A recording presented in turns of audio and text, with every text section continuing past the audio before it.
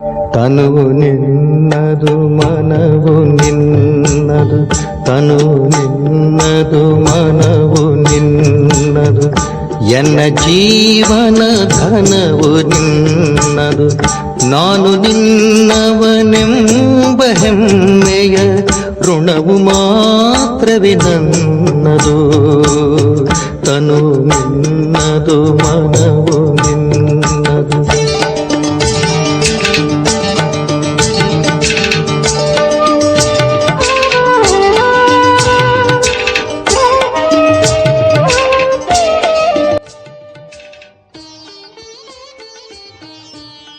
ಓಂ ಶಾಂತಿ. Good morning. Murali ದಿನಾಂಕ 11 June 26. ಶಿವತಂದೆ ನೆನಪಿದೆಯಾ? ಮುರಳಿಯ ಸಾರ: ಮಧುರ ಮಕ್ಕಳೇ, ಪೂರ್ಣ ಆಸ್ತಿಯನ್ನು ಪಡೆಯಲು ಒಬ್ಬ ತಂದೆಯೊಂದಿಗೆ ಪ್ರೀತಿಯ ನೀಡಿ. ನಿಮ್ಮ ಪ್ರೀತಿಯು ಯಾವುದೇ ದೇಹದವರೊಂದಿಗೆ ಇರಬಾರದು.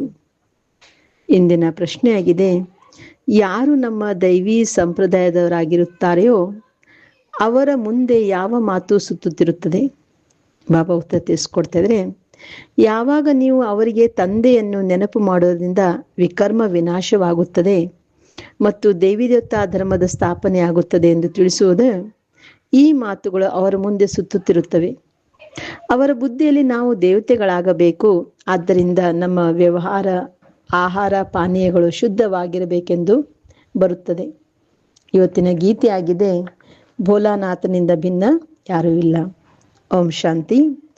ಭೋಲಾನಾಥನ ಮಕ್ಕಳು ಕೇಳುತ್ತಿದ್ದಿರಲ್ಲವೇ? ಯಾರಿಂದ ಕೇಳುತ್ತಿದ್ದಿರಿ? ಭೋಲಾನಾಥನಿಂದ ಕೇಳುತ್ತಿದ್ದಿರಿ. ಭೋಲಾನಾಥನೆಂದು ಶಿವನಿಗೆ ಹೇಳಲಾಗುತ್ತದೆ. ಅವರ ಹೆಸರೇ ಶಿವ ಎಂದಾಗಿದೆ. ಭೋಲಾನಾಥನ ಮಕ್ಕಳು ಅರ್ಥಾತ್ ಶಿವನ ಮಕ್ಕಳಾಗಿದ್ದಿರಿ. ಆತ್ಮಗಳು ಈ ಕಿವಿಗಳಿಂದ ಕೇಳುತ್ತಿದ್ದಿರಿ. ಈಗ ನೀವು ಆತ್ಮಗಳು, ಆತ್ಮಾಭಿಮಾನಿಗಳಾಗಿದ್ದಿರಿ. ಮಕ್ಕಳು ಟೇಪ್ ರೆಕಾರ್ಡ್ನಲ್ಲಿಯೂ ಕೇಳುತ್ತಾರೆಂದರೆ ಶಿವ ತಂದೆಯು ನಮಗೆ ಪರಿಚಯ ಕೊಡುತ್ತಾರೆ. ನಾನು ಎಲ್ಲ ಆತ್ಮಗಳ ತಂದೆ ಆಗಿದ್ದೇನೆಂದು ತಿಳಿದಿದ್ದಾರೆ. ನೀವು ಯಾರನ್ನೂ ಪರಂಪಿತ ಪರಮಾತ್ಮ ಅಥವಾ ಪರಮಾತ್ಮನೆಂದು ಹೇಳುತ್ತೀರೋ ಅವರನ್ನು ಸದಾ ತಂದೆ ಎಂದು ಕರೆಯುತ್ತಾರೆ. ಯಾರು ಅವರನ್ನು ತಂದೆ ಎಂದು ಕರೆಯುತ್ತಾರೆ? ಆತ್ಮವೇ ಕರೆಯುತ್ತದೆ. ಆತ್ಮಕ್ಕೆ ಈಗ ಜ್ಞಾನ ಸಿಕ್ಕಿದೆ. ಯಾವ ಮನುಷ್ಯ ಮಾತ್ರರಿಗೂ ಈ ಜ್ಞಾನವಿಲ್ಲ. ನಾವು ಆತ್ಮರಿಗೆ ಇಬ್ಬರು ತಂದೆಯರಿದ್ದಾರೆ. ಒಬ್ಬರು ಸಾಕಾರಿ ತಂದೆ, ಇನ್ನೊಬ್ಬರು ನಿರಾಕಾರಿ ತಂದೆಯಾಗಿದ್ದಾರೆ. ಅವರು ಪರಂಪಿತ ಪರಮಾತ್ಮನಾಗಿದ್ದಾರೆ. ಈ ತಿಳುವಳಿಕೆಯನ್ನು ಯಾರು ಕೊಡಲು ಸಾಧ್ಯವಿಲ್ಲ. ತಂದೆಯ ಹೊರತು ಬೇರೆ ಯಾರೂ ಕೇಳಲು ಸಾಧ್ಯವಿಲ್ಲ. ನೀವು ಪರಂಪಿತ ಪರಮಾತ್ಮ, ಗಾಡ್ ಫಾದರ್ ಎಂದು ಕರೆಯುತ್ತಾರೆ ಎಂದು ಯಾರಿಗೆ ಹೇಳುತ್ತೀರಿ? ಏನು, ಲೌಕಿಕ ತಂದೆಗೋ ಅಥವಾ ಪಾರಲೌಕಿಕ ತಂದೆಗೋ? ಲೌಕಿಕ ತಂದೆಗೆ ಗಾಡ್ ಫಾದರ್ ಎಂದು ಕರೆಯುತ್ತಾರೆ. ಹಿಂದಿ ಭಾಷೆಯಲ್ಲಿ ಪರಂಪಿತನೆಂದು ಅಕ್ಷರವಿದೆ. ಅವರಂತೂ ಒಬ್ಬರು ನಿರಾಕಾರನಾಗಿದ್ದಾರೆ. ಈಶ್ವರ, ಪ್ರಭು ಅಥವಾ ಭಗವಂತನೆಂದು ಹೇಳುವುದರಿಂದ ತಂದೆ ಎಂಬ ಮಾತು ಸಿದ್ಧವಾಗುವುದಿಲ್ಲ. ಗಾಡ್ ಫಾದರ್ ಎಂಬ ಅಕ್ಷರವೂ ಚೆನ್ನಾಗಿದೆ. ಆತ್ಮವು ನಮ್ಮ ಗಾಡ್ ಫಾದರ್ ಎಂದು ಹೇಳಿತು. ಲೌಕಿಕ ತಂದೆಯು ಕೇವಲ ಶರೀರದ ತಂದೆಯಾಗಿದ್ದಾರೆ. ನಿಮ್ಮೊಂದಿಗೆ ಕೇಳಲಾಗುತ್ತದೆ, ನಿಮಗೆ ಎಷ್ಟು ಜನ ತಂದೆಯರಿದ್ದಾರೆ? ಒಬ್ಬರು ಲೌಕಿಕ, ಮತ್ತೊಬ್ಬರು ಪಾರಲೌಕಿಕ. ಇವರಿಬ್ಬರಲ್ಲಿ ಯಾರು ದೊಡ್ಡವರಾಗಿದ್ದಾರೆ? ಅವಶ್ಯವಾಗಿ ಪಾರಲೌಕಿಕ ತಂದೆಯಾಗಿದ್ದಾರೆ. ಎಲ್ಲ ಪತಿತರನ್ನು ಪಾವನ ಮಾಡುವಂತಹ ಪಾರಲೌಕಿಕ ತಂದೆಯ ಮಹಿಮೆಯಾಗಿದೆ. ಇದನ್ನು ಸಹ ನೀವೀಗ ತಿಳಿದುಕೊಂಡಿದ್ದೀರಿ. ಪ್ರಪಂಚದಲ್ಲಿ ಇದನ್ನು ಯಾರೂ ತಿಳಿದುಕೊಂಡಿಲ್ಲ. ನಿಮಗೆ ಪಾರಲೌಕಿಕ ತಂದೆಯೊಂದಿಗೆ ಪ್ರೀತಿ ಇದೆ ಎಂದು ತಂದೆಯು ತಿಳಿಸಿದ್ದಾರೆ. ಬೇರೆಲ್ಲರದು ವಿನಾಶಕಾಲಿ ವಿಪರೀತ ಬುದ್ಧಿಯಾಗಿದೆ. ಈಗ ಮಹಾಭಾರತ ಯುದ್ಧವು ನಡೆಯಲಿದೆ. ವಿಮಾನಗಳು, ಟ್ಯಾಂಕ್ ಇತ್ಯಾದಿಗಳನ್ನು ಪರಸ್ಪರ ಸರಬರಾಜು ಮಾಡುತ್ತಿದ್ದಾರೆ. ಹಣವನ್ನು ತೆಗೆದುಕೊಂಡು ಯಾರಿಗೆ ಬೇಕೋ ಅವರಿಗೆ ಕೊಡುತ್ತಿದ್ದಾರೆ. ಸಾಲವನ್ನು ಸಹ ತೆಗೆದುಕೊಳ್ಳುತ್ತಿದ್ದಾರೆ. ಅಂದ ಮೇಲೆ ವಿಮಾನ, ಅಣುಬಾಂಬು ಇತ್ಯಾದಿಗಳನ್ನೂ ಸಹ ಕೊಂಡುಕೊಳ್ಳುತ್ತಾರೆ. ಇವೆಲ್ಲ ಸಾಮಗ್ರಿಗಳು ಬಹಳ ಬೆಲೆ ಹೆಚ್ಚಿರುತ್ತದೆ. ವಿದೇಶಿ ಇದನ್ನು ಮಾಡುತ್ತಾರೆ, ನಂತರ ಮಾರಾಟ ಮಾಡುತ್ತಾರೆ. ಭಾರತವಾಸಿಗಳು ವಿಮಾನಗಳನ್ನು ಮಾರಾಟ ಮಾಡುತ್ತಾರೆಯೇ? ಎಲ್ಲ ಸಾಮಗ್ರಿಗಳು ಹೊರಗಿನಿಂದಲೇ ಬರುತ್ತವೆ. ಈಗ ಈ ಸಾಮಗ್ರಿಗಳನ್ನು ಖರೀದಿಸಿದ ಮೇಲೆ ಕೆಲಸಕ್ಕೆ ಬರುತ್ತವೆ ಅಲ್ಲವೇ? ಅದನ್ನು ಬಿಸಾಡಲು ಸಾಧ್ಯವೇ? ಅವರೆಲ್ಲರದು ವಿನಾಶಕಾಲ ವಿಪರೀತ ಬುದ್ಧಿ, ಯಾದವ ಸಂಪ್ರದಾಯವಾಗಿದೆ. ಇವರೆಲ್ಲರೂ ಯುರೋಪ್ನಲ್ಲಿ ಇರುತ್ತಾರೆ. ಇವರಲ್ಲಿ ಎಲ್ಲರೂ ಬಂದು ಬಿಡುತ್ತಾರೆ. ಭಾರತವಂತೂ ಅವಿನಾಶಿ ಖಂಡವಾಗಿದೆ, ಏಕೆಂದರೆ ಅವಿನಾಶಿ ತಂದೆಯ ಜನ್ಮಸ್ಥಾನವಾಗಿದೆ. ತಂದೆಯು ಬರುತ್ತಾರೆಂದರೆ ಹಳೆಯ ಪ್ರಪಂಚವು ಸಮಾಪ್ತಿಯಾಗಬೇಕು ಮತ್ತು ಜನ್ಮವನ್ನು ಸಹ ತೆಗೆದುಕೊಳ್ಳುತ್ತಾರೆಂದರೆ ಆ ಖಂಡವು ಸಮಾಪ್ತಿಯಾಗುವುದಿಲ್ಲ. ತಂದೆಯು ಬಂದಿದ್ದರು, ಆದ್ದರಿಂದ ಶಿವಜಯಂತಿಯನ್ನು ಮಾಡುತ್ತಾರೆ. ಆದರೆ ಶಿವ ತಂದೆಯು ಯಾವಾಗ ಬರುತ್ತಾರೆಂದು ತಿಳಿದಿಲ್ಲ. ಯಾವಾಗ ವಿನಾಶದ ತಯಾರಿ ಆಗುತ್ತದೆಯೋ ಆಗ ತಂದೆಯು ಬರುತ್ತಾರೆ, ಅಂದರೆ ಕಲಿಯುಗದ ಅಂತಿಮ ಸಮಯದಲ್ಲಿ. ಯುರೋಪಿಯನರು ಯಾದವ ಸಂಪ್ರದಾಯದವರು, ಬೌದ್ಧಿಯರು ಕೃಷ್ಣರು ಸತ್ಯುಗದಲ್ಲಿ ಇರುವುದಿಲ್ಲ. ಅವರದೆಲ್ಲವೂ ವಿನಾಶಕಾಲ ವಿಪರೀತ ಬುದ್ಧಿಯಾಗಿದೆ, ಏಕೆಂದರೆ ಪರಮಾತ್ಮ ತಂದೆಯನ್ನು ಸರ್ವವ್ಯಾಪಿ ಎಂದು ಹೇಳುತ್ತಾರೆ. ನಿಮ್ಮದು ವಿನಾಶಕಾಲೇ ಪ್ರೀತ ಬುದ್ಧಿ. ತಂದೆಯನ್ನು ತೆಗೆದುಕೊಂಡಿದ್ದೀರಿ. ನಾವು 84 ಜನ್ಮಗಳನ್ನು ತೆಗೆದುಕೊಂಡಿದ್ದೇವೆಂದು ನೀವು ತಿಳಿದಿದ್ದೀರಿ. 84 ಜನ್ಮಗಳಿಂದ ಪಾಪಾತ್ಮರು ತಮೋಪ್ರಧಾನರಾಗಿ ಬಿಟ್ಟಿದ್ದೇವೆ. ಭಾರತವಾಸಿಗಳೇ 84 ಜನ್ಮಗಳನ್ನು ತೆಗೆದುಕೊಳ್ಳುತ್ತಾರೆ. ಈಗ ನಾಟಕವು ಸಂಪೂರ್ಣವಾಗುತ್ತಿದೆ. ಈಗ ಎಲ್ಲರೂ ಹಿಂತಿರುಗಿ ಹೋಗಬೇಕು. ನೀವು ರಾಜಯುಗದ ವಿದ್ಯೆಯನ್ನು ಈಗ ಕಲಿಯುತ್ತಿದ್ದೀರಿ. ಈಗ ಎಲ್ಲರೂ ವಿನಾಶದ ಸಮಯ ಅರ್ಥಾತ್ ಮೃತ್ಯುವಿನ ಸಮಯವಾಗಿದೆ ಅಂದ ಮೇಲೆ ಆ ಯಾದವರೊಂದಿಗೆ ಈಶ್ವರನಿಗೆ ಪ್ರೀತಿ ಇಲ್ಲ. ಆದ್ದರಿಂದ ವಿನಾಶಕಾಲ ವಿಪರೀತ ಬುದ್ಧಿ ಎಂದು ಹೇಳಲಾಗುತ್ತದೆ. ಯಾವುದೇ ದೇಹಧಾರಿ ಮನುಷ್ಯನೊಂದಿಗೆ ಪ್ರೀತಿ ನೀಡಬಾರದು. ಅವರಂತೂ ರಚನೆಯಾಗಿದ್ದರೆ ಅವರಿಂದ ಆಸ್ತಿ ಸಿಗಲು ಸಾಧ್ಯವಿಲ್ಲ. ಸೋದರನಿಂದ ಸೋದರನಿಗೆ ಆಸ್ತಿ ಸಿಗಲು ಸಾಧ್ಯವೇ? ಇದನ್ನಂತೂ ಬಹಳ ಚೆನ್ನಾಗಿ ತಿಳಿಸಲಾಗಿದೆ. ಅವರದು ವಿನಾಶಕಾಲ ವಿಪರೀತ ಬುದ್ಧಿ, ನಿಮ್ಮದು ಪ್ರೀತಿ ಬುದ್ಧಿ ಎಂದು ನೀವು ತಿಳಿದುಕೊಂಡಿದ್ದೀರಿ. ಇದರಲ್ಲಿಯೂ ಸಹ ತೀವ್ರ ಪ್ರೀತಿ ಇರುವವರು ತಂದೆಯೊಂದಿಗೆ ಸಂಪೂರ್ಣ ಪ್ರೀತಿಯನ್ನಿಟ್ಟಿರುತ್ತಾರೆ. ನಾವು ತಂದೆಯಿಂದ 21 ಜನ್ಮಗಳ ಸ್ವರ್ಗದ ಆಸ್ತಿಯನ್ನು ಪಡೆಯುತ್ತೇವೆ. ಆ ತಂದೆಯು ಸತ್ಯವನ್ನೇ ಹೇಳುತ್ತಾರೆ, ಮತ್ತಾರೊಂದಿಗೂ ಪ್ರೀತಿ ನೀಡಬಾರದು. ಯಾವಾಗ ಹೊಸ ಮನೆ ತಯಾರಾಗುತ್ತದೆಯೋ ನಂತರ ಹೊಸ ಮನೆಯೊಂದಿಗೆ ಪ್ರೀತಿ ಇರುತ್ತದೆ. ಈ ಹಳೆಯ ಮನೆಯು ಒಡೆದು ಹೋಗುತ್ತದೆ ಎಂದು ತಿಳಿದು ಬರುತ್ತದೆ. ಅಂದ ಮೇಲೆ ನಾವು ಹಳೆಯ ಪ್ರಪಂಚದಿಂದ ಮನಸ್ಸನ್ನು ತೆಗೆದು ಹೋಗುತ್ತೇವೆ.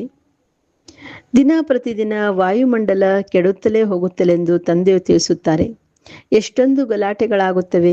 ಅಂದ ಮೇಲೆ ಇವೆಲ್ಲವೂ ಸಮಾಪ್ತಿಯಾಗಲೇಬೇಕಲ್ಲವೇ? ನಾವು ಹೊಸ ಪ್ರಪಂಚಕ್ಕೆ ಹೋಗಬೇಕಾಗಿದೆ. ಮತ್ಯಾರನ್ನು ನೆನಪು ಮಾಡೋದ್ರಿಂದ ಏನೂ ಸಿಗೋದಿಲ್ಲ. ಮನುಷ್ಯರು ಭಕ್ತಿ ಮಾರ್ಗದಂತೂ ಎಷ್ಟೊಂದು ನೆನಪು ಮಾಡುತ್ತಾರೆ. ತಂದೆ ತಾಯಿ ಮಿತ್ರ ಸಂಬಂಧಿಗಳನ್ನು ನೆನಪು ಮಾಡುತ್ತಿದ್ದರೂ ಸಹ ದೇವಿ ದೇವತೆಗಳನ್ನು ಎಷ್ಟೊಂದು ನೆನಪು ಮಾಡುತ್ತಾರೆ. ಹೋಗಿ ನೀರಿನಲ್ಲಿ ಸ್ನಾನ ಮಾಡುತ್ತಾರೆ. ಅದಕ್ಕೆ ಪತಿತ ಪಾವನೆ ಎಂದು ಹೇಳುತ್ತಾರೆ. ಬಾಣ ಹೊಡೆದರೂ ಗಂಗೆ ಹೊರ ಬಂದಿತೆಂದು ತೋರಿಸುತ್ತಾರೆ. ಗಂಗಾ ಜಲವನ್ನು ಬಾಯಲ್ಲಿ ಹಾಕುತ್ತಾರೆ. ಸ್ವಲ್ಪ ಜಲವು ಸಿಗೋದ್ರಿಂದ ಮುಕ್ತಿಯನ್ನು ಪಡೆಯುತ್ತಾರೆಂದು ತಿಳಿಯುತ್ತಾರೆ. ಇಲ್ಲಂತೂ ಜ್ಞಾನದ ಮಾತಾಗಿದೆ. ಸ್ವಲ್ಪ ಜ್ಞಾನವನ್ನು ಕೇಳೋದ್ರಿಂದಲೂ ಫಲ ಸಿಗುವುದು. ಈ ಜ್ಞಾನವು ಕೇಳುವ ಮಾತಾಗಿದೆ. ಅಮೃತವನ್ನು ಕುಡಿಯುವ ಮಾತಲ್ಲ, ಕೇಳುವ ಮಾತಾಗಿದೆ. ಭೋಗದ ಅಮೃತವನ್ನು ಕುಡಿಸುತ್ತಾರೆಂದು ಅಲ್ಲ, ಅದಂತೂ ಸಿಹಿ ನೀರಾಗಿದೆ. ಬಾಕಿ ಇದಂತೂ ಜ್ಞಾನದ ಮಾತಾಗಿದೆ. ಜ್ಞಾನವೆಂದರೆ ತಂದೆ ಮತ್ತು ಸೃಷ್ಟಿಯ ಆದಿ ಮಧ್ಯಾಂತವನ್ನು ತಿಳಿದುಕೊಳ್ಳುವುದಾಗಿದೆ. ಈ ಸೃಷ್ಟಿಯು ಹೇಗೆ ಸುತ್ತುತ್ತದೆ? 84 ಜನ್ಮಗಳನ್ನು ಯಾರು ತೆಗೆದುಕೊಳ್ಳುತ್ತಾರೆ? ಎಲ್ಲರೂ 84 ಜನ್ಮಗಳನ್ನು ತೆಗೆದುಕೊಳ್ಳಲು ಸಾಧ್ಯವಿಲ್ಲ. ಮೊಟ್ಟ ಮೊದಲು ಭಾರತವಾಸಿಗಳೇ ಬರುತ್ತಾರೆ. ಅವರೇ ಪೂರ್ಣ 84 ಜನ್ಮಗಳನ್ನು ತೆಗೆದುಕೊಳ್ಳುತ್ತಾರೆ. ಯಾರು ದೇವತೆಗಳಾಗಿದ್ದರೋ ಅವರೇ 84 ಜನ್ಮಗಳನ್ನು ಭೋಗಿಸಿ ಪತಿತರಾಗಿದ್ದಾರೆ. ತಂದೆಯು ಬಂದು ಮುಳ್ಳುಗಳಿಂದ ಹೂಗಳನ್ನಾಗಿ ಮಾಡುತ್ತಾರೆ. ಮನುಷ್ಯರು ದೇಹಾಭಿಮಾನದಲ್ಲಿ ಬಂದು ಪಂಚವಿಕಾರಗಳಲ್ಲಿ ಸಿಕ್ಕಿಕೊಂಡಿದ್ದಾರೆ. ಈಗ ರಾವಣ ರಾಜ್ಯವಿದೆ. ಸತ್ಯುಗದಲ್ಲಿ ದೈವಿ ರಾಜ್ಯವಿತ್ತು. ಶಿವ ತಂದೆಯು ಸ್ವರ್ಗಪುರಿಯನ್ನು ರಚನೆ ಮಾಡುತ್ತಾರೆ. ಸೂರ್ಯವಂಶಿ ಲಕ್ಷ್ಮೀನಾರಾಯಣ ರಾಜ್ಯವಿತ್ತು. ಅದು ಈಗ ಸ್ಥಾಪನೆಯಾಗುತ್ತಿದೆ ಎಂದು ನೀವು ಈಗ ತಿಳಿದುಕೊಂಡಿದ್ದೀರಿ. ನಿಮ್ಮದು ವಿನಾಶಕಾಲೇ ಪ್ರೀತಿ ಬುದ್ಧಿ. ಆದ್ದರಿಂದ ನೀವು ವಿಜಯಿಗಳಾಗಿದ್ದೀರಿ. ಇಡೀ ವಿಶ್ವದ ಮೇಲೆ ವಿಜಯ ಗಳಿಸುತ್ತೀರಿ. ಇದನ್ನು ನೀವು ಚೆನ್ನಾಗಿ ನೆನಪಿಟ್ಟುಕೊಳ್ಳಬೇಕಾಗಿದೆ. ನಾವು ಭಾರತವಾಸಿಗಳು ಯಾರು ಈ ಕಲಿಯುಗದಲ್ಲಿದ್ದೇವೆ, ನಂತರ ಬದಲಾಗಿ ಸ್ವರ್ಗದಲ್ಲಿ ಹೋಗುತ್ತೇವೆ. ಹಳೆಯ ಪ್ರಪಂಚವನ್ನು ಬಿಟ್ಟು ಬಿಡಬೇಕು. ಈ ವಿಕಾರಿ ಸಂಬಂಧವನ್ನು ಬಂಧನವೆಂದು ಹೇಳಲಾಗುತ್ತದೆ. ನೀವೀಗ ವಿಕಾರಿ ಬಂಧನದಿಂದ ಹೊರಬಂದು ನಿರ್ವಿಕಾರಿ ಸಂಬಂಧದಲ್ಲಿ ಹೋಗುತ್ತೀರಿ. ನಂತರ ಇನ್ನೊಂದು ಜನ್ಮದಲ್ಲಿ ವಿಕಾರಿ ಬಂಧನದಲ್ಲಿ ಬರುವುದಿಲ್ಲ. ಅಲ್ಲಿ ನಿರ್ವಿಕಾರಿ ಸಂಬಂಧ. ಈ ಸಮಯದಲ್ಲಿ ಆಸುರಿ ಬಂಧನವಾಗಿದೆ. ನಮಗೆ ಶಿವ ತಂದೆಯೊಂದಿಗೆ ಪ್ರೀತಿ ಇದೆ ಎಂದು ಆತ್ಮವು ಹೇಳುತ್ತದೆ. ನೀವು ಬ್ರಾಹ್ಮಣರು ಪ್ರೀತಿ ಇದೆ, ಏಕೆಂದರೆ ಯಥಾರ್ಥವಾಗಿ ತಿಳಿದಿದ್ದೀರಿ. ತಂದೆಯನ್ನು, ಸೃಷ್ಟಿ ಚಕ್ರವನ್ನು ತಿಳಿದು ನಂತರ ಅನ್ಯರಿಗೂ ನೀವು ತಿಳಿಸುತ್ತೀರಿ. ಯಾರೆಷ್ಟು ಅನ್ಯರಿಗೆ ತಿಳಿಸುತ್ತೀರೋ ಅಷ್ಟು ಕಲ್ಯಾಣವಾಗುವುದು. ಯಾರೆಷ್ಟು ತಿಳಿಸುತ್ತಾರೆಯೋ ಅವರೇ ಹೆಚ್ಚು ಬುದ್ಧಿವಂತರು ಮತ್ತು ಶ್ರೇಷ್ಠ ಪದವಿಯನ್ನು ಪಡೆಯುತ್ತಾರೆ. ಕಡಿಮೆ ಸೇವೆ ಮಾಡುತ್ತಾರೆಂದರೆ ಕಡಿಮೆ ಪದವಿಯನ್ನು ಪಡೆಯುತ್ತಾರೆ. ಇಡೀ ಪ್ರಪಂಚವಂತೂ ಪತಿತವಾಗಿದೆ. ಪ್ರತಿಯೊಬ್ಬರಿಗೂ ಪತಿತರಿಂದ ಪಾವನರಾಗುವ ದಾರಿಯನ್ನು ತೋರಿಸಬೇಕಾಗಿದೆ. ಮತ್ಯಾವುದೇ ಉಪಾಯವಿಲ್ಲ. ನೆನಪಿನಿಂದಲೇ ವಿಕರ್ಮಗಳು ವಿನಾಶವಾಗುವುದು. ಯಾರು ದೈವೀ ಸಂಪ್ರದಾಯದವರಾಗುತ್ತಾರೆಯೋ ಅವರ ಮುಂದೆ ಈ ಅಕ್ಷರಗಳು ಪ್ರತಿಧ್ವನಿಸುತ್ತಿರುತ್ತವೆ. ಇದು ಸರಿಯಾದ ಮಾತಾಗಿದೆ ಎಂದು ತಿಳಿದುಕೊಳ್ಳುತ್ತಾರೆ. ಅವಶ್ಯವಾಗಿ ನಾವು ದೇವಿ ದೇವತೆಗಳಾಗುತ್ತೇವೆ. ನಮ್ಮ ಆಹಾರ ಬಹಳ ಶುದ್ಧವಾಗಿರಬೇಕಾಗಿದೆ. ದೈವಿ ಗುಣವನ್ನು ಇಲ್ಲಿಯೇ ಧಾರಣೆ ಮಾಡಬೇಕು. ಸರುಗುಣ ಸಂಪನ್ನರಾಗಬೇಕು. ಅದು ನೀವು ಇಲ್ಲಿಯೇ ಆಗುತ್ತಿದ್ದೀರಿ. ಈ ಲಕ್ಷ್ಮೀನಾರಾಯಣರು ದೇವತೆಗಳಾಗಿದ್ದಾರೆ. ಇವರಿಗೆ ಭೋಗವನ್ನು ಇಡುತ್ತಾರೆಂದು ಸಿಗರೇಟು ಇತ್ಯಾದಿಗಳನ್ನೇನು ಇಡುತ್ತಾರೆ? ಸಿಗರೇಟು ಸೇದುವವರು ಶ್ರೇಷ್ಠ ಪದವಿಯನ್ನು ಪಡೆಯಲು ಸಾಧ್ಯವಿಲ್ಲ. ಇದು ಯಾವುದೇ ದೈವಿ ವಸ್ತುವಲ್ಲ. ಸಿಗರೇಟ್ ಕುಡಿಯೋರು ಅಥವಾ ಬೆಳ್ಳುಳ್ಳಿ ಈರುಳ್ಳಿಯನ್ನು ತಿನ್ನುತ್ತಾರೆ, ಆದ್ದರಿಂದ ಕೆಳಗಡೆ ಬೀಳುತ್ತಾರೆ. ಇವುಗಳನ್ನು ಬಿಡಿಸುವುದರಿಂದ ಆರೋಗ್ಯ ಕೆಡುತ್ತದೆ ಎಂದು ಹೇಳುತ್ತಾರೆ. ಶಿವ ತಂದೆ ನೆನಪು ಮಾಡಿಬಿಡಿ ಎಂದು ತಂದೆಯು ತಿಳಿಸುತ್ತಾರೆ. ಈ ಅಭ್ಯಾಸವನ್ನು ಬಿಟ್ಟರೆ ನಿಮ್ಮ ಸದ್ಗತಿ ಆಗುತ್ತದೆ. ಸಿಗರೇಟಿನ ಅಭ್ಯಾಸವಂತೂ ಬಹಳ ಜನರಲ್ಲಿ ಇರುತ್ತದೆ. ದೇವತೆಗಳಿಗೆ ಯಾವಾಗಲೂ ಇಂಥದ್ದನ್ನು ಭೋಗ ನೀಡೋದಿಲ್ಲ. ಅಂದರೆ ಸಿಗರೇಟು, ಈರುಳ್ಳಿ, ಬೆಳ್ಳುಳ್ಳಿ ಹಾಕಿದ್ದು ದೇವತೆಗಳಿಗೆ ಭೋಗ ಇಡುವುದಿಲ್ಲ ಅಂತ. ಇವರಂತೆ ನೀವು ಆಗಬೇಕಾಗಿದೆ. ನೀವು ಈ ರೀತಿ ಕೆಟ್ಟ ಪದಾರ್ಥಗಳನ್ನು ಸೇವಿಸಿದರೆ ದುರ್ವಾಸನೆ ಬರುತ್ತದೆ. ಸಿಗರೇಟ್ ಅಥವಾ ಮದ್ಯಪಾನ ಸೇವಿಸುವುದರಿಂದ ದೂರದಿಂದಲೇ ವಾಸನೆ ಬರುತ್ತದೆ. ಅಂದ ಮೇಲೆ ನೀವು ಮಕ್ಕಳು ದೈವಿ ಗುಣಗಳನ್ನು ಧಾರಣೆ ಮಾಡಬೇಕು. ವೈಷ್ಣವರಾಗಬೇಕಾಗಿದೆ. ನೀವು ವಿಷ್ಣುವಿನ ಸಂತಾನರು, ವಿಷ್ಣು ವಂಶಿಗಳು, ಅರ್ಥಾತ್ ದೈವಿ ಸಂತಾನರಾಗುತ್ತೀರಿ. ಇಲ್ಲಂತೂ ನೀವು ಈಶ್ವರ ಸಂತಾನರಾಗಿದ್ದೀರಿ. ಇದು ನಿಮ್ಮ ಸರ್ವೋತ್ತಮ ಜನ್ಮವಾಗಿದೆ. ದೇವತೆಗಳಿಗಿಂತಲೂ ನೀವು ಉತ್ತಮರಾಗಿದ್ದೀರಿ. ಅನ್ಯರನ್ನು ಸಹ ನೀವು ಉತ್ತಮರನ್ನಾಗಿ ಮಾಡೋರಾಗಿದ್ದೀರಿ. ಇದು ಬೇಹದ್ದಿನ ತಂದೆಯ ಮಷಿನರಿ ಆಗಿದೆ. ಕೃಷ್ಣರ ಮಷಿನರಿ ಇರುತ್ತದೆ ಅಲ್ಲವೇ? ತಮ್ಮ ಕ್ರಿಶ್ಚಿಯನ್ ಧರ್ಮಕ್ಕೆ ಅನೇಕರನ್ನು ಪರಿವರ್ತನೆ ಮಾಡಿಕೊಳ್ಳುತ್ತಾರೆ. ಇದು ಈಶ್ವರ್ಯ ಮಷಿನ್ ಆಗಿದೆ. ನೀವು ಶೂದ್ರರಿಂದ ಬ್ರಾಹ್ಮಣ ಧರ್ಮಕ್ಕೆ ಪರಿವರ್ತನೆಯಾಗಿ ನಂತರ ದೇವತಾ ಧರ್ಮಕ್ಕೆ ಹೋಗುತ್ತೀರಿ. ನಾವು ಮೊದಲು ಶೂದ್ರವಂಶೀಯರಾಗಿದ್ದೆವು, ಈಗ ಬ್ರಾಹ್ಮಣರಾಗಿದ್ದೇವೆಂದು ನೀವೀಗ ತಿಳಿದಿದ್ದೀರಿ. ಬದುಕಿದ್ದರೂ ಸತ್ತಂತೆ ಇದ್ದು ನಂತರ ಹೋಗಿ ದೇವತೆಗಳಾಗುತ್ತೀರಿ. ಗರ್ಭದಿಂದ ಜನ್ಮ ಸಿಗುತ್ತದೆ. ಇಲ್ಲಿ ನಿಮ್ಮ ತಂದೆಯು ಧರ್ಮಾತ್ಮರನ್ನಾಗಿ ಮಾಡಲು ಧರ್ಮದ ಮಕ್ಕಳನ್ನಾಗಿ ಮಾಡಿದರು. ತಂದೆಯು ನಿಮ್ಮನ್ನು ತನ್ನವರನ್ನಾಗಿ ಮಾಡಿಕೊಂಡಿದ್ದಾರೆ. ತಂದೆ ಮಕ್ಕಳಿಗೆ ಬ್ರಾಹ್ಮಣರಿಂದ ದೇವತೆಗಳಾಗೋದು ಕಲಿಸುತ್ತಾರೆ. ಈ ಮನುಷ್ಯರು ಎಷ್ಟೊಂದು ಶ್ರೇಷ್ಠರಾಗಿದ್ದಾರೆ. ಇವರಲ್ಲಿ ಎಲ್ಲಾ ದೈವಿ ಗುಣಗಳಿವೆ. ನೀವಾತ್ಮರು ಯಾವಾಗ ಪವಿತ್ರರಾಗುತ್ತೀರಿ ಆಗ ಶರೀರವು ಸಹ ಪವಿತ್ರವಾದುದೇ ಬೇಕಲ್ಲವೇ? ಹಳೆಯ ಶರೀರವು ಸಮಾಪ್ತಿಯಾಗುವುದು. ನಂತರ ನಿಮಗೆ ಹೊಸ ಶರೀರ ಸತೋಪ್ರಧಾನವಾದುದೇ ಬೇಕಲ್ಲವೇ? ಸತ್ಯುಗದಲ್ಲಿ 5 ತತ್ವಗಳು ಸತೋಪ್ರಧಾನವಾಗಿರುತ್ತದೆ. ನೀವು ಶೂದ್ರ ವರ್ಣದಲ್ಲಿದ್ದೀರಿ. ಈಗ ಪುನಃ ಬ್ರಾಹ್ಮಣ ವರ್ಣದವರಾಗಿ ನಂತರ ದೈವಿ ವರ್ಣದಲ್ಲಿ ಬರುತ್ತೀರಿ. 84 ಜನ್ಮಗಳನ್ನು ಪಡೆಯುತ್ತೀರಿ. ಬ್ರಾಹ್ಮಣ ವರ್ಣವನ್ನು ಪ್ರಾಯಲೋಪ ಮಾಡಿಬಿಟ್ಟಿದ್ದಾರೆ. ಈಗ ತಂದೆಯು ಶೂದ್ರರಿಂದ ಬ್ರಾಹ್ಮಣನಾಗಿ ಮಾಡಿ ನಂತರ ದೇವತೆಗಳನ್ನಾಗಿ ಮಾಡುತ್ತಾರೆ. ಈಗ ನೀವು ಬ್ರಾಹ್ಮಣರು ಶಿಖೆಗೆ ಸಮಾನರಾಗಿದ್ದೀರಿ. ಬಾಜೋಲಿ ಆಟವಿರುತ್ತದೆ ಅಲ್ಲವೇ? ಈಗ ಬ್ರಾಹ್ಮಣ, ದೇವತಾ, ಕ್ಷತ್ರಿಯ, ನಂತರ ಬ್ರಾಹ್ಮಣರಾಗುತ್ತೀರಿ. ಇದಕ್ಕೆ ಚಕ್ರವೆಂದು ಹೇಳಲಾಗುತ್ತದೆ. ಈಗ ನೀವು ಬ್ರಾಹ್ಮಣ ವರ್ಣದಲ್ಲಿದ್ದೀರಿ. ಈ ಜ್ಞಾನವು ಈಗಲೇ ಸಿಗುತ್ತದೆ. ನಂತರ ಇದರ ಪ್ರಾಪ್ತವೂ ಸಿಗುತ್ತದೆ. ಅಲ್ಲಿ ಸದಾ ಸುಖಿಯಾಗಿರುತ್ತೀರಿ. 21 ಜನ್ಮಗಳು ನಂಬರ್ವಾರ್ ಪುರುಷಾರ್ಥದ ಅನುಸಾರವಾಗಿದೆ. ಕೆಲವರು ರಾಜವಂಶಕ್ಕೆ ಹೋಗುತ್ತಾರೆ, ಕೆಲವರು ಪ್ರಜೆಗಳಲ್ಲಿ ಹೋಗುತ್ತಾರೆ. ರಾಜಮನೆತನದಲ್ಲಿ ಬಹಳ ಸುಖವಿರುತ್ತದೆ. ನಂತರ ಕಲೆಗಳು ಕಡಿಮೆಯಾಗುತ್ತಾ ಹೋಗುತ್ತವೆ. ನಿಮಗೆ 84 ಜನ್ಮಗಳ ಜ್ಞಾನ ಸಿಕ್ಕಿದೆ. ಸ್ಮೃತಿ ಬಂದಿದೆ. ತಂದೆಯು ಬಂದು ಮಧುರಾತಿ ಮಧುರ ಮಕ್ಕಳೇ, ನಿಮ್ಮ 84 ಜನ್ಮಗಳು ಈಗ ಸಂಪೂರ್ಣವಾಗಿದೆ. ಬಾಬಾ ನಮಗೆ ತಿಳಿಸ್ಕೊಡ್ತಾ ಇದ್ದಾರೆ. ಇದು ನಮ್ಮದು ಅಂತಿಮ ಜನ್ಮ, 84ನೇ ಜನ್ಮ. ಕೆಲವರದು 84 ಜನ್ಮ, 80, 50, 60 ಜನ್ಮಗಳನ್ನು ತೆಗೆದುಕೊಳ್ಳುತ್ತಾರೆ. ಎಲ್ಲರಿಗಿಂತ ಹೆಚ್ಚಾಗಿ ನೀವು ಭಾರತವಾಸಿಗಳೇ ಸುಖವನ್ನು ಭೋಗಿಸುತ್ತೀರಿ. ನಿಮ್ಮದು ಹೆಸರು ಪ್ರಸಿದ್ಧಿಯಾಗಿದೆ. ದೇವತೆಗಳಿಗಿಂತಲೂ ನೀವು ಶ್ರೇಷ್ಠರಾಗಿದ್ದೀರಿ. ಅಂದ್ರೆ ಈಗ ಈ ಸಮಯದಲ್ಲಿ ಬ್ರಾಹ್ಮಣ ಜನ್ಮ ದೇವತೆಗಿಂತಲೂ ಶ್ರೇಷ್ಠ ಅಂತ. ನಾವೇ ಪೂಜ್ಯರಾಗುತ್ತೇವೆಂದು ನೀವು ತಿಳಿದಿದ್ದೀರಿ. ಸತ್ಯುಗದಲ್ಲಿ ಯಾರನ್ನೂ ನಾವು ಪೂಜಿಸುವುದಿಲ್ಲ, ನಮ್ಮನ್ನು ಯಾರೂ ಪೂಜಿಸುವುದಿಲ್ಲ. ಅಲ್ಲಿ ನಾವು ಪೂಜ್ಯರಾಗಿಯೇ ಇರುತ್ತೇವೆ. ನಂತರ ಕಲೆಗಳು ಕಡಿಮೆಯಾಗುತ್ತಾ ಹೋಗುತ್ತದೆ. ನಾವು ಪೂಜ್ಯರಿಂದ ಪೂಜಾರಿಗಳಾಗಿ ತಲೆಬಾಗುತ್ತೇವೆ. ದ್ವಾಪರದಿಂದ ಪೂಜಾರಿಗಳಾಗುವುದು ಪ್ರಾರಂಭವಾಗುತ್ತದೆ. ಅಂತ್ಯದಲ್ಲಿ ಎಲ್ಲರೂ ವ್ಯಭಿಚಾರಿಗಳಾಗುತ್ತಾರೆ. ಈ ಶರೀರವು ಪಂಚತತ್ವಗಳಿಂದ ಮಾಡಲ್ಪಟ್ಟಿದೆ. ಶರೀರ ಪೂಜೆ ಮಾಡುವುದನ್ನು ಭೂತ ಪೂಜೆ ಎಂದು ಹೇಳಲಾಗುತ್ತದೆ. ಪ್ರತಿಯೊಬ್ಬರಲ್ಲೂ 5 ಭೂತಗಳಿವೆ. ದೇಹಾಭಿಮಾನದಲ್ಲಿ ಭೂತ, ನಂತರ ಕಾಮ ಕ್ರೋಧದ ಭೂತವಾಗಿದೆ. ಭೂತ ಸಂಪ್ರದಾಯ ಅಥವಾ ಅಸುರ ಸಂಪ್ರದಾಯದವರೆಂದು ಹೇಳುವುದು ಒಂದೇ ಆಗಿದೆ. ತಂದೆಯು ಬಂದು ಪುನಃ ದೈವಿ ಸಂಪ್ರದಾಯವನ್ನಾಗಿ ಮಾಡುತ್ತಾರೆ.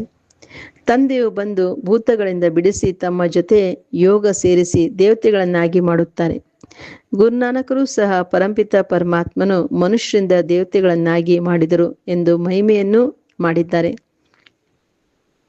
ಅವರೇ ಪತಿತರನ್ನು ಪಾವನ ಮಾಡೋರಾಗಿದ್ದಾರೆ. ಒಳ್ಳೆಯದು. ಮಧುರಾತಿ ಮಧುರ ಆಗಲಿ ಹೋಗಿ ಮರಳಿ ಸಿಕ್ಕಿರುವ ಮಕ್ಕಳ ಪ್ರತಿ ಮಾತ್ಪಿತಾ ಬಾಪ್ದಾದರವರ ನೆನಪು, ಪ್ರೀತಿ ಹಾಗೂ ಸುಪ್ರಭಾತ. ಆತ್ಮಿಕ ಮಕ್ಕಳಿಗೆ ಆತ್ಮಿಕ ತಂದೆ ನಮಸ್ತೆ.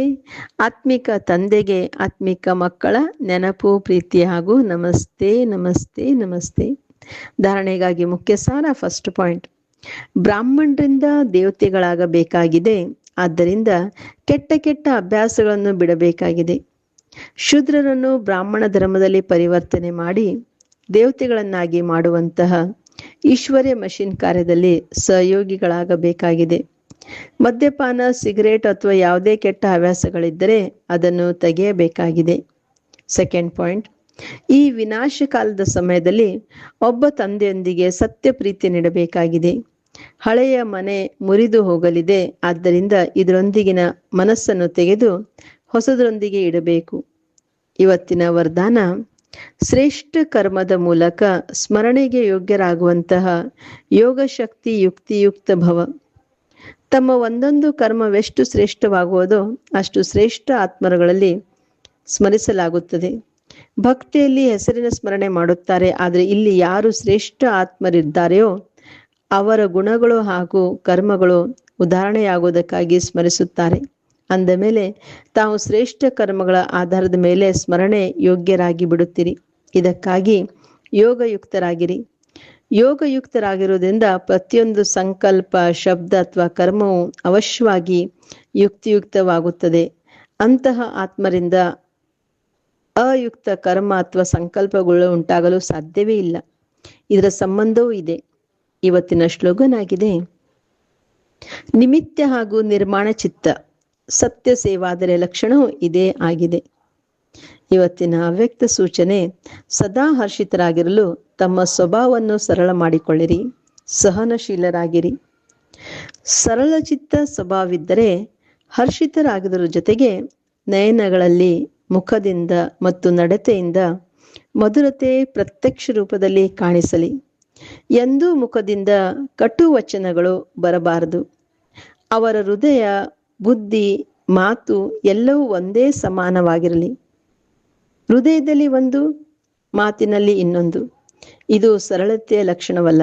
ಅಂದರೆ ಮನಸ್ಸಿನಲ್ಲಿ ಬೇರೆದಿರ್ತದೆ, ಹೊರಗಡೆ ಬೇರೆದು ಮಾತಾಡ್ತೀವಿ ಅಂತ. ಸರಳ ಸ್ವಭಾವದವರು ಸದಾ ನಿರ್ಮಾಣ ಚಿತ್ತ, ನಿರಹಂಕಾರಿ, ನಿಸ್ವಾರ್ಥಿಯಾಗಿರುತ್ತಾರೆ. ಓಕೆ. ಓಂ ಶಾಂತಿ. Have a nice day. Take care.